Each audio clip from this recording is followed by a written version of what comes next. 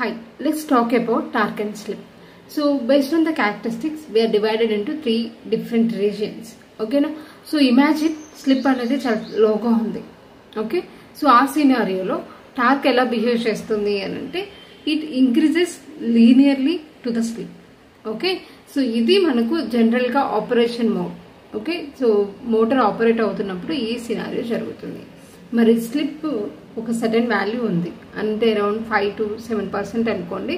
So మరి అప్పుడు ఎలా ఉంటుంది టార్క్ అని అంటే it reaches the maximum point.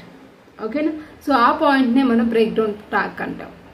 Okay, so and coming to high slip ఉందనుకోండి, అప్పుడు ఏమవుతుంది మరి టార్క్ అని అంటే ఇట్ ఇన్వర్స్లీ ప్రపోర్షనల్, అంటే అప్పుడు ఏమవుతుంది ఫాలో అవుతూ ఉంటుంది. సో మనకి ఇక్కడ స్లిప్ అనేది హైగా ఉన్నప్పుడు టార్క్ వాల్యూ డిక్రీస్ అవుతూ ఉంది.